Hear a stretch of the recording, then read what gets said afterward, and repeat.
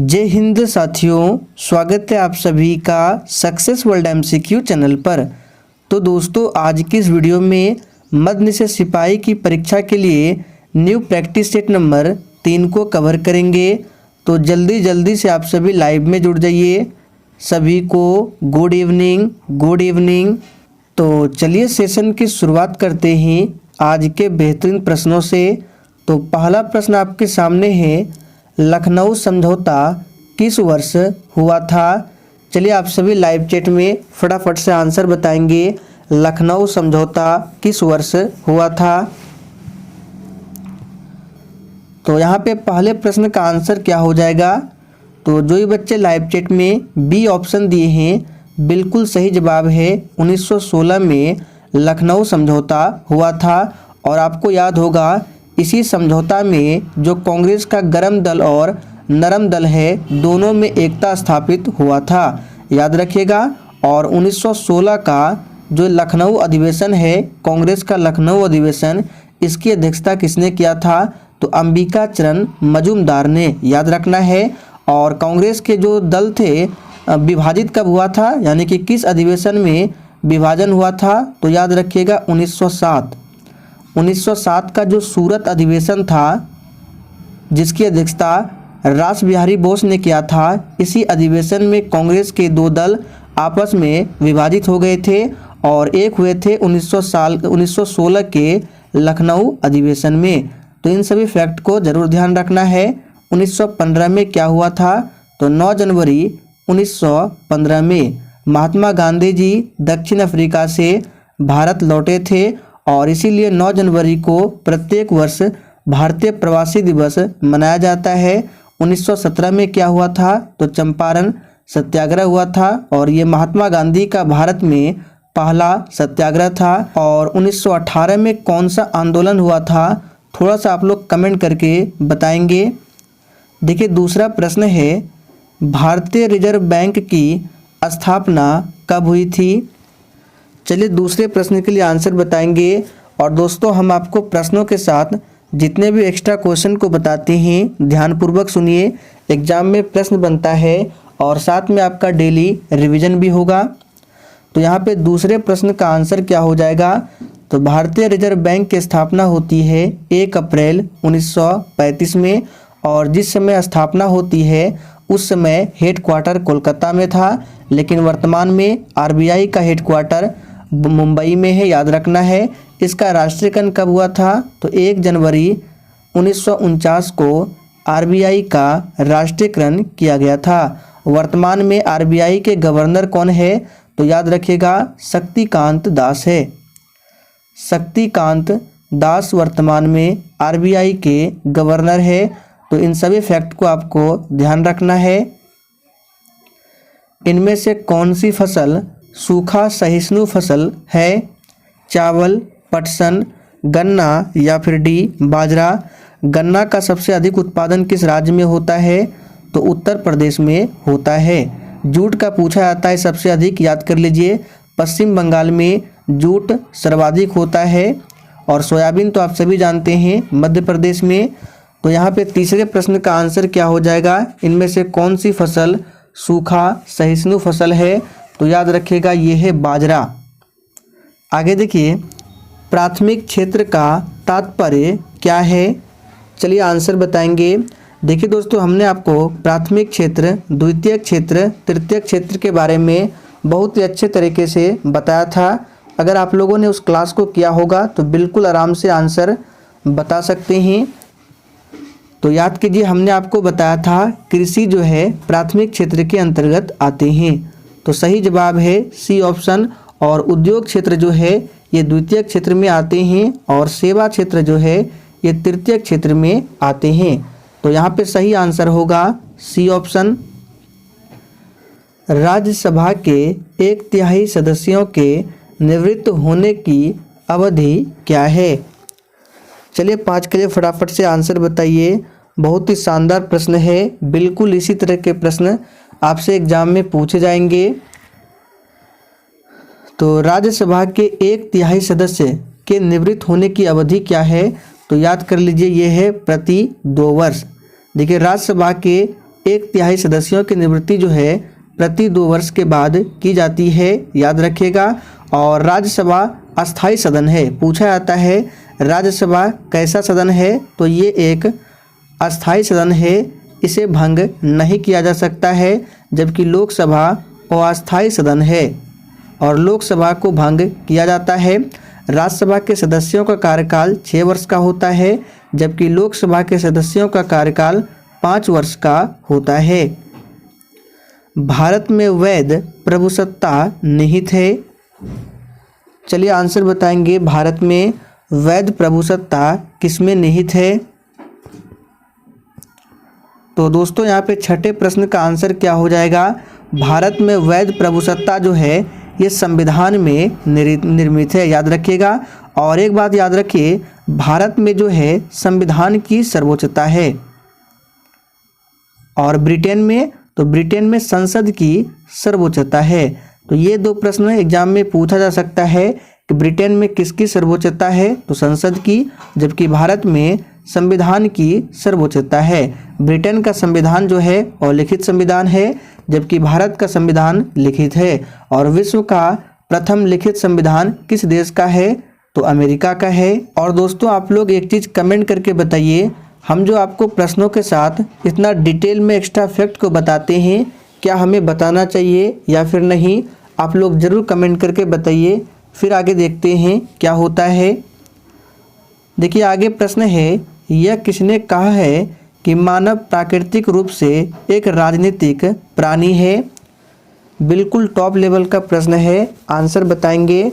यह किसने कहा है कि मानव जो है प्राकृतिक रूप से एक राजनीतिक प्राणी है।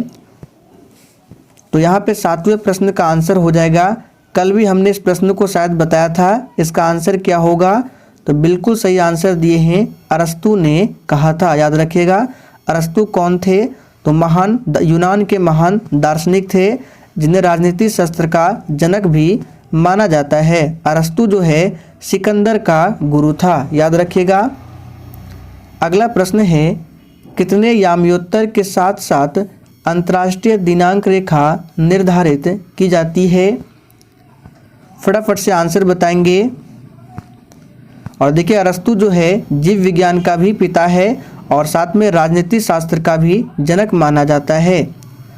तो यहाँ पे 8वें प्रश्न का आंसर क्या हो जाएगा, कितने याम्योत्तर के साथ साथ अंतर्राष्ट्रीय दिनांक रेखा निर्धारित की जाती है, तो 180 डिग्री। संत कबीर के गुरु कौन थे। चलिए 9 के लिए आंसर बताइए। और आप सभी डेली क्लास को अटेंड करें। क्लास का टाइमिंग है डेली रात 8 बजे से। तो संत कबीर के गुरु कौन थे, तो रामानंद, हमने आपको पहले भी बताया था, रामानंद संत कबीर के गुरु थे। और संत कबीर की जो शिक्षाएं हैं बीजक में संग्रहित है। आपसे पूछा जा सकता है संत कबीर की शिक्षाएं किसमें संग्रहित है, तो बीजक में। हर्ष का राजकवि कौन था, यानी कि हर्षवर्धन का राजकवि कौन था, आपको बताना है। तो देखिए दोस्तों, हर्षवर्धन का राजकवि था बाणभट्ट। सी ऑप्शन जो ही बच्चे दिए हैं आपका बिल्कुल सही जवाब है। और हर्षचरित जो लिखा गया है, यहाँ पे लिख देते हैं हर्षचरित, ये लिखा गया है बाणभट्ट के द्वारा। अगला प्रश्न है, सन 1905 के बंगाल विभाजन के समय वायसराय कौन था। बिल्कुल आपके एग्जाम में छपने वाला प्रश्न है, आंसर बताएंगे। सन 1905 के बंगाल विभाजन के समय वायसराय कौन था। तो यहाँ पे 11वें प्रश्न का आंसर हो जाएगा लॉर्ड कर्जन। लॉर्ड कर्जन के समय में ही बंगाल का विभाजन हुआ था 19 जुलाई 1905 को, याद रखिएगा। और बंगाल विभाजन रद्द की घोषणा कब हुई थी, तो 1911 में। और ये किसके शासनकाल में हुआ था, आप लोग थोड़ा सा कमेंट करके बताएंगे। लॉर्ड डफरिन के शासनकाल में क्या हुआ था, तो 1885 में भारतीय राष्ट्रीय कांग्रेस की स्थापना होती है। भाखड़ा नांगल बांध निम्नलिखित में से किस नदी पर बना है। चलिए 12 के लिए आंसर बताइए। भाखड़ा नांगल बांध किस नदी पर बना है? तो बिल्कुल सही आंसर बता रहे हैं, सतलज नदी पर बना हुआ है भाखड़ा नांगल बांध। और देखिए एक पूछा जाता है गंगा सागर परियोजना, तो इसे याद कर लीजिए। गंगा सागर परियोजना जो है चंबल नदी पर मध्य प्रदेश में स्थित है। भारत में निम्नलिखित में से वह कौन सा वन्य जंतु अभयारण्य है जहां गैंडों के संरक्षण की परियोजना चल रही है? और देखिए अगर आपको किसी भी प्रश्न में थोड़ा भी डाउट होता है तो आप लोग तुरंत कमेंट करके पूछ सकते हैं। आपके कमेंट का रिप्लाई 100% मिलेगा और इसका PDF आपको टेलीग्राम पर मिल जाएगा। तो यहाँ पे 13वें प्रश्न का आंसर हो जाएगा सी ऑप्शन, काजीरंगा। देखिए काजीरंगा राष्ट्रीय उद्यान जो है ये एक सींग वाले गेंडे के लिए बहुत ही प्रसिद्ध है और ये राष्ट्रीय उद्यान असम राज्य में स्थित है। असम में एक और याद रखिएगा महत्वपूर्ण है मानस, जो कि पूछा जाता है। मानस राष्ट्रीय उद्यान ये भी असम में है। आप लोग कमेंट करके बताएंगे बांदीपुर राष्ट्रीय उद्यान कहाँ है? पेरियार केरल में है। गिर राष्ट्रीय उद्यान ये कहाँ है? गुजरात में है। चक्रवात निम्नलिखित में से किस कारण से आता है? चलिए आंसर बताइए, चक्रवात निम्नलिखित में से किस कारण से आता है? तो देखिए दोस्तों चक्रवात जो है ये मुख्यतः किस कारण से आता है? तो निम्न दाब, याद कर लीजिए चक्रवात निम्न दाब के कारण आता है। पृथ्वी द्वारा सौर ऊर्जा प्राप्त करने की विधि कौन सी है? चलिए आंसर बताएंगे। और देखिए दोस्तों कल है संडे और कल आपका चलेगा संडे मैराथन क्लास, तो सभी को संडे मैराथन क्लास अटेंड करना है, काफ़ी ज़्यादा इम्पोर्टेंट रहता है। संडे मैराथन क्लास आपका रात 8 बजे ही चलेगा लाइव चैट के साथ। तो पृथ्वी द्वारा सौर ऊर्जा प्राप्त करने की विधि कौन सी है? तो हमने आपको पहले भी बताया था, ये विकिरण है। भारतीय वन अधिनियम कब पारित हुआ था? VVI प्रश्न है, इसको मार्क करके रखिए। काफ़ी बार ये प्रश्न पूछा गया है, बिहार पुलिस में भी 2 से 3 बार पूछा जा चुका है। भारतीय वन अधिनियम कब पारित हुआ था? तो यहाँ पे 16वें प्रश्न का आंसर क्या हो जाएगा? बी ऑप्शन, 1865 में पारित हुआ था। और देखिए 1885 में क्या हुआ था? तो भारतीय राष्ट्रीय कांग्रेस की स्थापना। कांग्रेस ने किस तिथि को पूर्ण स्वतंत्रता दिवस मनाया था? चलिए 17 के लिए आंसर बताएंगे और आपके जितने प्रश्न सही होते हैं आप लोग लिख कर रखिए। सेशन के लास्ट में कमेंट करके हमें ज़रूर बताना है। तो इसका आंसर क्या होगा? कांग्रेस ने 26 जनवरी 1930 को पूर्ण स्वतंत्रता दिवस मनाया था। तो सही आंसर है बी ऑप्शन, याद रखिएगा। और एक याद रखिएगा 1929 का कांग्रेस का लाहौर अधिवेशन, जो कि काफ़ी बार पूछा जाता है। तो 1929 का जो लाहौर अधिवेशन है इसकी अध्यक्षता पंडित जवाहरलाल नेहरू के द्वारा किया गया था और इसी में पूर्ण स्वराज का प्रस्ताव पारित किया गया था। तो इसको जरूर ध्यान रखिए। गुरु गोविंद सिंह द्वारा खालसा पंथ की स्थापना कब की गई थी? देखिए गुरु गोविंद सिंह सिखों के 10वें गुरु थे। सिखों के पहले गुरु कौन थे? तो गुरु नानक देव थे। इनका जन्म होता है 1666 ईस्वी में। कहाँ होता है? तो बिहार के पटना में, याद रखिएगा। और इन्होंने 1699 ईस्वी में खालसा पंथ की स्थापना की।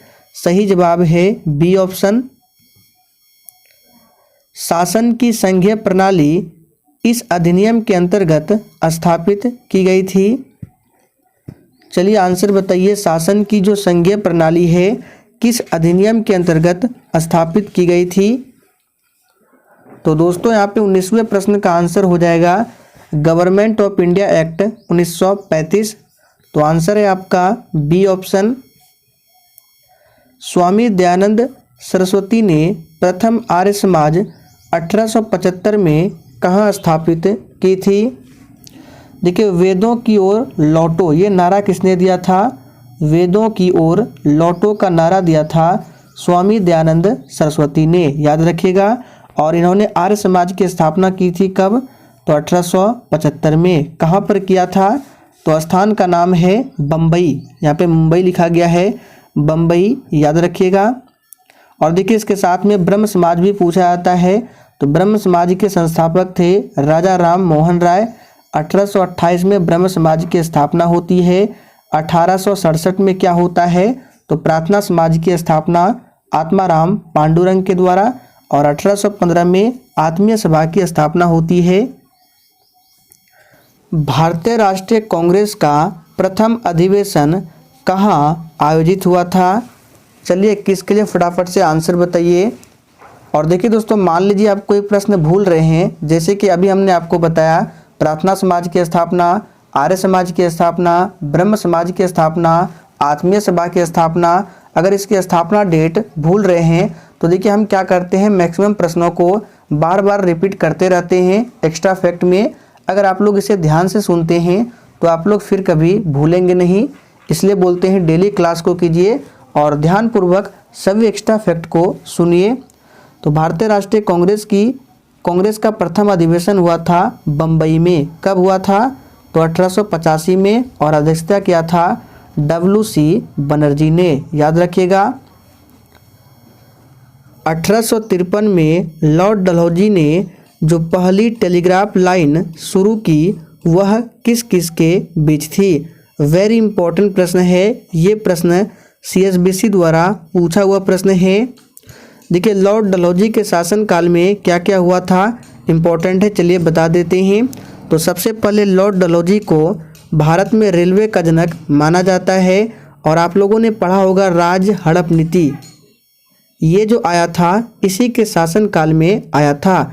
और आपसे एक प्रश्न पूछेगा कि राज हड़प नीति के द्वारा किस राज्य को या किस क्षेत्र को सबसे पहले अंग्रेजी राज्य में मिलाया गया था? तो याद रखिएगा सतारा को।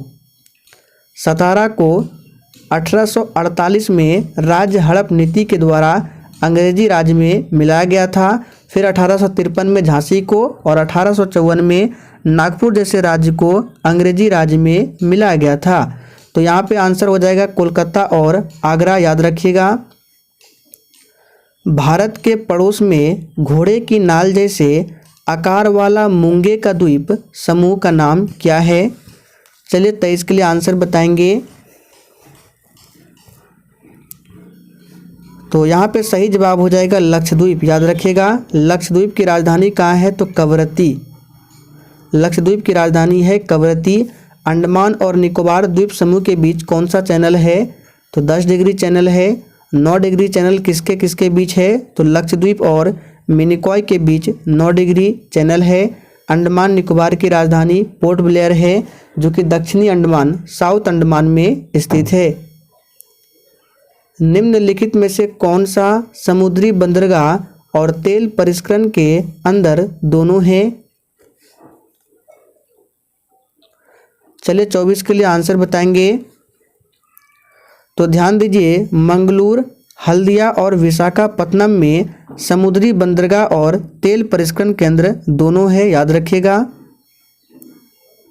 पायली एक्सप्रेस के नाम से जानी जाती है। वेरी इंपॉर्टेंट प्रश्न है, इसे मार्क करके रखिए। एक पूछा जाता है ढिंग एक्सप्रेस।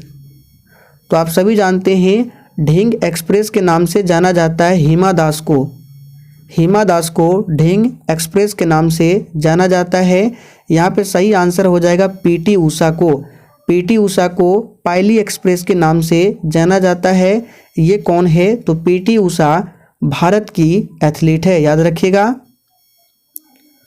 प्रसिद्ध पुस्तक a better India a better world किनके द्वारा लिखी गई है? और दोस्तों अभी तक आप लोगों ने सेशन को लाइक नहीं किया है। देखिए अगर आपको सेशन पसंद आता है तो प्लीज़ आप सभी सेशन को दिल से ज़रूर लाइक करें और अधिक से अधिक सेशन को शेयर करें। यहाँ पे आपका आंसर हो जाएगा NR नारायण मूर्ति। ग्लाइकोलिसिस का अंतिम उत्पाद क्या है?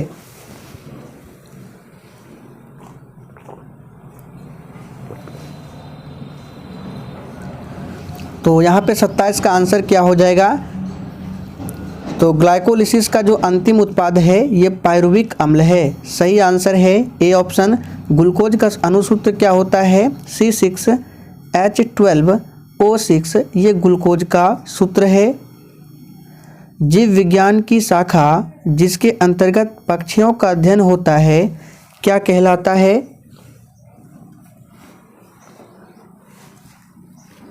तो जीव विज्ञान की वह शाखा जिसके अंतर्गत पक्षियों का अध्ययन होता है, आप सभी जानते हैं, ऑर्निथोलॉजी कहलाता है। इंसुलिन में कौन सी धातु मौजूद होती है? और देखिए आज के सेशन में मैथ्स के प्रश्न नहीं रखे गए हैं। तो इंसुलिन में कौन सी धातु मौजूद होती है? याद कर लीजिए, जिंक धातु यानी जस्ता धातु मौजूद होती है। इंसुलिन की कमी से मधुमेह नामक रोग होता है और विश्व मधुमेह दिवस 14 नवंबर को मनाया जाता है। ल्यूकेमिया एक प्रकार का कैंसर है जिसमें असाधारण बढ़ोतरी होती है। तो पहले भी हमने इस प्रश्न को काफ़ी बार आपको बताया है। ल्यूकेमिया देखिए एक प्रकार का कैंसर है और इसमें क्या होता है? WBC यानी कि श्वेत रक्त कोशिकाओं की संख्या में वृद्धि होती है। तो सही आंसर है डी ऑप्शन। आप लोग कमेंट करके बताएंगे WBC का साइंटिफिक नेम क्या है। हमने आपको बताया था। मोलस्का से कौन संबंधित है? तो देखिए यहाँ पे आंसर हो जाएगा कटल फिश। कटल फिश जो है ये मोलस्का से संबंधित है। देखिए ए ऑप्शन में है क्रेफिश। तो याद रखिए क्रेफिश हो गया, सिल्वर फिश हो गया, ये जो है ऑर्थोपोडा संघ के प्राणी है। यहाँ पे लिख देते हैं ऑर्थोपोडा, ये जो है ऑर्थोपोडा संघ के प्राणी है। बाकी हैग फिश हो गया, डॉग फिश हो गया, ये जो है कॉर्डेटा के प्राणी है। सभी को यहाँ पे लिख देते हैं, ये कॉर्डेटा संघ के प्राणी है। ग्रीन ग्रंथि निम्न में किसका उत्सर्जी अंग है? तो देखिए ग्रीन ग्रंथि जो है ये क्रस्टेशिया का उत्सर्जी अंग है। सही जवाब है बी ऑप्शन, क्रस्टेशिया। हाथी पाँव नामक रोग का वाहक है।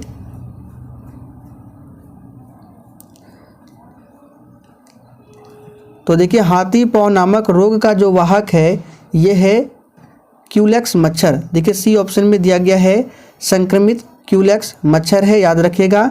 मलेरिया पूछा जाता है तो मलेरिया जो होता है किस मच्छर से होता है? तो मादा एनाफ्लिज, याद रखिएगा, मादा एनाफ्लिज मच्छर बी ऑप्शन में दिया गया है। इसके कारण मलेरिया होता है और मलेरिया जो है प्लाज्मोडियम नामक प्रोटोजोआ से होता है। और मलेरिया की दवा क्या है? तो आपको याद होगा सिनकोना की छाल से प्राप्त किया जाता है क्विनैन, जो मलेरिया की दवा है। निम्न में से कौन जल में अघुलनशील है? तो याद कर लीजिए यहाँ पे PbSO4 जो है ये जल में घुलनशील है। काले रंग का सल्फाइड कौन सा है? देखिए कभी कभी इस तरह के प्रश्न एग्जाम में पूछे जाते हैं। तो काले रंग का जो सल्फाइड है ये है Bi2S3, जो कि डी ऑप्शन में दिया गया है। निम्नलिखित में ऊर्ध्वपात नहीं है। तो कपूर तो कभी होगा ही नहीं। यहाँ पे क्या पूछा जा रहा है? कौन ऊर्ध्वपात नहीं है? तो क्लोरीन। क्लोरीन जो है ये ऊर्ध्वपात नहीं है। सल्फर डाइऑक्साइड रंगीन वस्तुओं का विरंजन करती है, किसके द्वारा करती है? देखिए सल्फर डाइऑक्साइड का सूत्र होता है SO2 और ये रंगीन वस्तुओं का विरंजन करती है अपचयन द्वारा। सही जवाब है डी ऑप्शन। यौगिक जिसमें हाइड्रोजन की ऑक्सीकरण संख्या -1 होती है, चलिए आंसर बताएंगे कौन सा यौगिक है। तो यहाँ से दो प्रश्न बन सकता है। देखिए दोस्तों, धात्विक में क्या होता है, यानी कि धातु में क्या होता है? धातु के यौगिक में हाइड्रोजन का जो ऑक्सीडेशन नंबर यानी कि ऑक्सीकरण संख्या है -1 होती है और अधातु के यौगिक में +1 होती है। तो यहाँ पे -1 पूछा गया है, आंसर होगा धात्विक हाइड्राइड, और अधात्विक यौगिक में याद रखिएगा +1 होती है, जबकि -1 धात्विक हाइड्राइड में हाइड्रोजन को भविष्य का ईंधन माना गया है। एक तेल या वसा में असंतृप्तता की मात्रा को मापा जाता है, तो ये मापा जाता है आयोडीन मान से। सही आंसर होगा ए ऑप्शन। निम्न में से किस वैज्ञानिक ने वर्ण लेखन की खोज की थी? देखिए, वर्ण लेखन को बोला जाता है क्रोमेटोग्राफी, तो कभी कभी आपको डायरेक्ट दे देगा क्रोमेटोग्राफी, जो कि इंग्लिश नेम है। यहाँ पे वर्ण लेखन दिया गया है, और ये प्रश्न CSBC द्वारा 2 से 3 बार पूछा जा चुका है। इसका आंसर होगा ट्वेट वैज्ञानिक ने। और देखिए सी ऑप्शन में ओसवाल्ड, ओसवाल्ड विधि का प्रयोग किया जाता है नाइट्रिक अम्ल के निर्माण में। पोटाश फिटकरी का जलीय विलयन कैसा होता है? चलिए 41 के लिए आंसर बताएंगे। देखिए, ये जो प्रश्न है अभी 2-3 दिन से लगातार करा रहे हैं। पोटाश फिटकरी का जलीय विलयन तो आपको याद हो गया होगा, ये अम्लीय होता है। भिन्न भिन्न पदार्थों के अणुओं के बीच कार्यरत बल को कहा जाता है, तो इसे भी याद कर लीजिए, इम्पोर्टेंट है। भिन्न भिन्न पदार्थों के अणुओं के बीच कार्यरत बल को बोला जाता है आसंजक बल। यदि गुरुत्व के विरुद्ध किया गया कार्य ऋणात्मक हो तो क्या होगा? चलिए फटाफट से 43 के लिए आंसर बताएंगे। यदि गुरुत्व के विरुद्ध किया गया कार्य ऋणात्मक हो तो स्थितिज ऊर्जा घटेगा। तप्त तार आमीटर द्वारा मापन किया जाता है, तो तप्त तार आमीटर द्वारा मापन किया जाता है प्रत्यावर्ती एवं दिष्ट धारा दोनों का। आखिरी प्रश्न है ट्रांसलेट द गिवन, आपको ट्रांसलेट करना है तुम्हारा गांव यहाँ से कितना दूर है। आपको चूज करना है बेस्ट ऑप्शन, कौन सा होगा?